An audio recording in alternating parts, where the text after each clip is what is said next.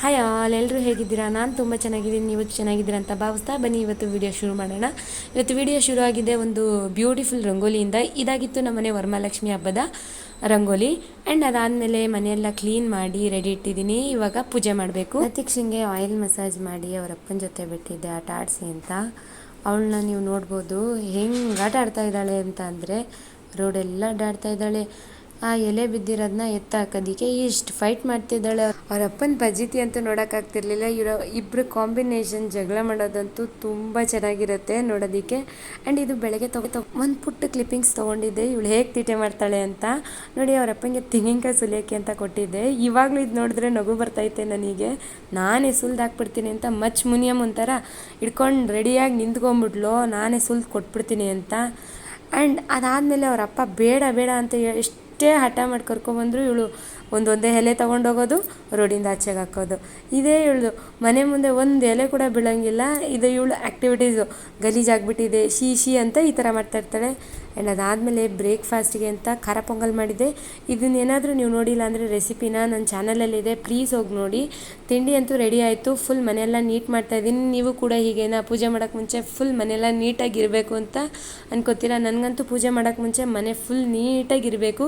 ಇದರ complete recipe ಬಂದ್ಬಿಟ್ಟು ನನ್ನ ಚಾನಲ್ ಇದೆ, ಫ್ರೀ ಆದಾಗ ಚೆಕ್ ಮಾಡೋದನ್ನ ಮರಿಬೇಡಿ. ಆ್ಯಂಡ್ ಬ್ರೇಕ್ಫಾಸ್ಟ್ ಅಂತೂ ರೆಡಿ ಆಯಿತು. ನತೀಕ್ಷಂಗೆ ತಿನ್ನಿಸೋ ಟೈಮ್ ಇವಾಗ. ನಾವೆಲ್ಲ ಫ್ರೆಶ್ ಅಪ್ ಆಗಿ ನತೀಕ್ಷಂಗೆ ಬ್ರೇಕ್ಫಾಸ್ಟ್ನ ತಿನ್ನಿಸ್ತಾ ಇದ್ದೀನಿ. ಆ್ಯಂಡ್ ತುಂಬ ಈಸಿ ಅಂತೂ ಅಲ್ಲ ಫ್ರೆಂಡ್ಸ್, ಇವಳಿಗೆ ಊಟ ಮಾಡಿಸೋದು. ಸರ್ಕಸ್ ಮಾಡಬೇಕು, ಓಡಾಡಬೇಕು, ಆಚೆ ಎಲ್ಲ ಆಟ ಆಡಿಸಿ ಆಮೇಲೆ ತಿನ್ನಿಸ್ಬೇಕು.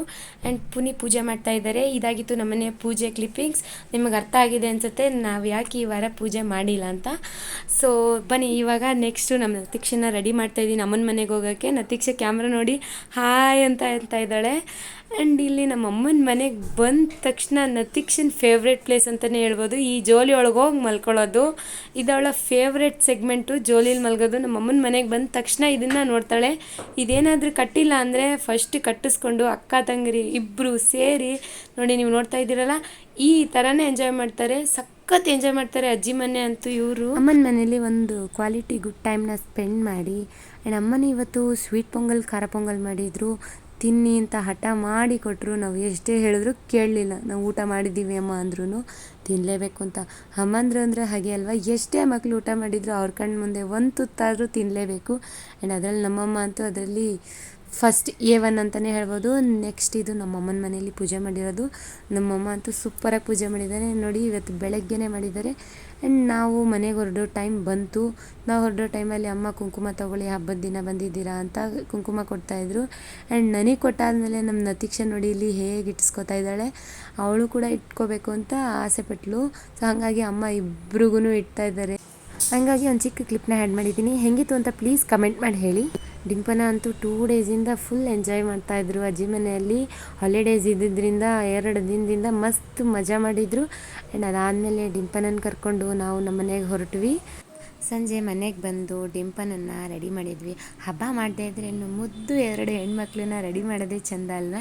ಆ್ಯಂಡ್ ಸಂಜೆ ಕುಂಕುಮದ ಟೈಮ್ ಅಷ್ಟರೊಳಗಡೆ ಡಿಂಪನ ಹೀಗೆ ರೆಡಿಯಾಗಿದ್ದರು. ಆ್ಯಂಡ್ ಅವ್ರಿಗೆ ಮುಗಿನ ಜಡೆ ಹಾಕಿದ್ದೆ. ಇದರದ್ದು ಕಂಪ್ಲೀಟ್ ವಿಡಿಯೋ ಬಂದು ನನ್ನ ಯೂಟ್ಯೂಬ್ ಚಾನಲಲ್ಲಿದೆ, ಹೋಗಿ ನೋಡಿ. ಮಕ್ಕಳನ್ನ ಹೇಗೆ ಮುದ್ದಾಗಿ ರೆಡಿ ಮಾಡೋದು ಅಂತ. ನನಗಂತೂ ತುಂಬ ಇಷ್ಟ ಈ ಥರ ಹೆಣ್ಮಕ್ಳನ್ನ ರೆಡಿ ಮಾಡಿ ನೋಡೋದು. ಈ ಥರ ಮುದ್ದಾಗಿ ರೆಡಿಯಾಗಿದ್ದರು. ಆ್ಯಂಡ್ 1-2 ಒಳ್ಳೆ ಫೋಟೋಸ್, ವೀಡಿಯೋಸ್, ರೀಲ್ಸ್ ಎಲ್ಲ ಮಾಡ್ಕೊಂಡ್ವಿ. ಯಾಕಂದರೆ ಮಕ್ಕಳು ರೆಡಿಯಾಗೋದೇ ಕಷ್ಟ. ರೆಡಿ ಆದಾಗ ತೊಗೊಂಡ್ಬಿಟ್ರೆ ಇನ್ನು ಮೆಮೊರೀಸ್ ತುಂಬ ಚೆನ್ನಾಗಿರುತ್ತೆ. ಆ್ಯಂಡ್ ಇದು ನಮ್ಮ ಓನರ್ ಆಂಟಿ ಮನೆಯಲ್ಲಿ ಕೂರಿಸಿದಂಥ ಲಕ್ಷ್ಮಿ. ಅಂದರೆ ಕ್ಲಿಪ್ನ ಇಲ್ಲಿ ಆ್ಯಡ್ ಮಾಡಿದ್ದೀನಿ ನೋಡಿ. ಆ್ಯಂಡ್ ಇದಾಗಿತ್ತು ನಮ್ಮನೆ ವರಮಹಾಲಕ್ಷ್ಮಿ ಹಬ್ಬ. Thank you for